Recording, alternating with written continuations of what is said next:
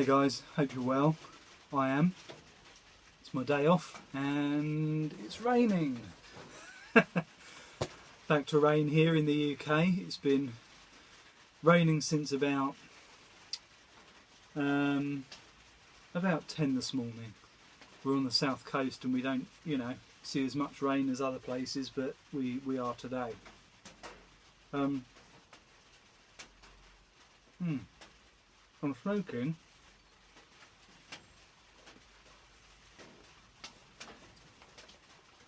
for the second time today a Sherlock Holmes Milverton pipe. You've seen that before.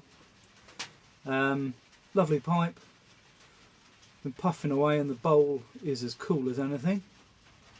I just love the series of Sherlock Holmes pipes. I wish I could buy a few more, to be honest. So yeah, that's really nice. Tamper of the day is this little Rogers one. Rogers pipe tool, which is a classic. And if I can light the thing.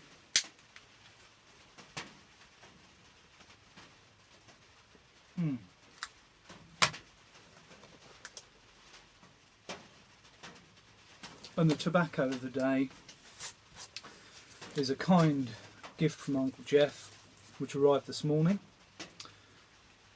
The 2020 edition of Saint Sepulchro. This one. I really enjoyed the 2019 one, and I'm really enjoying this one. Cracked it this morning. Lovely.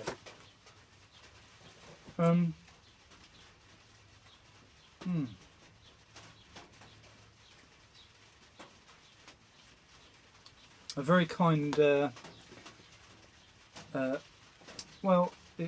bought the thing, but he sent it. Package arrived from Nate Allen, my good friend in Alabama. Hope you're well, mate, and thank you so much for sending it across. It arrived this morning.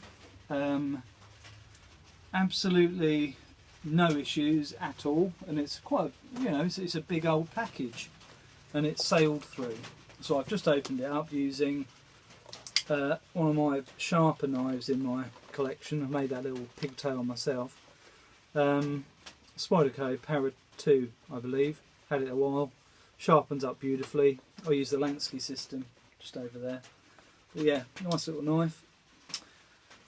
And the tobacco breezed through and has arrived at my home about 5 minutes ago. So,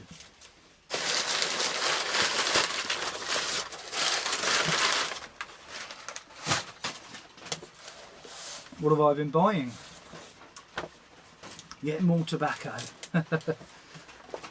So, a month or so ago, Smoking Pipes had their 20th anniversary, and everyone was saying how nice the 20th anniversary flakes were by C&D to commemorate the 20th anniversary. It's made with 18-year-old Perique in this mixture, so I of course had to have some. Now the dark flake is this one, which has got quite a high content of Perique in. A very high content of Perique in. I like Perique, but I like it as kind of part of a blend with some Virginias, and if it's a high percentage of Perique, then I think everything else is taken over by the spice note of the Perique, and you don't enjoy it as much. But I thought, well, let's age it for a bit and try that out. So I've got 4 of these tins. This is the dark flake with a higher percentage of the 18-year-old Perique in. 1, 2,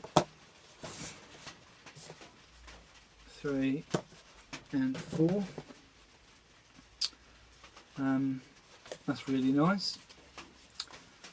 But the one I was really very interested in was the other one, which was just the XX flake with less Perique in and more red Virginias.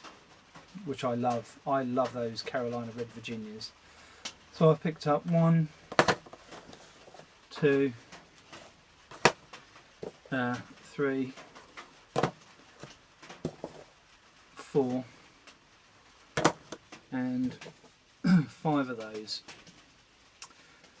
Very, very pleased to have those, and I am going to crack probably one of these. I have got a few more coming on the way, but I think I'll try one out for now. They promise to be a really, really nice smoke. Lighter.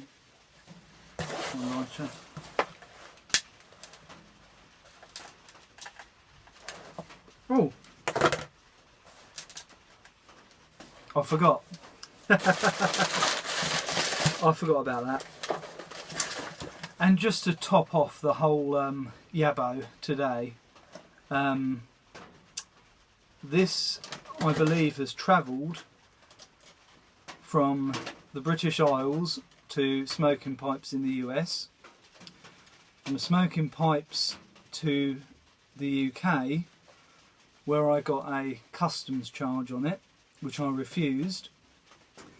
Then it travelled all the way back to the US to smoking pipes in Longs, where Smoking Pipes contacted me and said, what do you want me to do with it? And I said, send it to my friend Nate Allen in Alabama. And from Alabama it's now returned to the UK. And it's a bag of Penzance.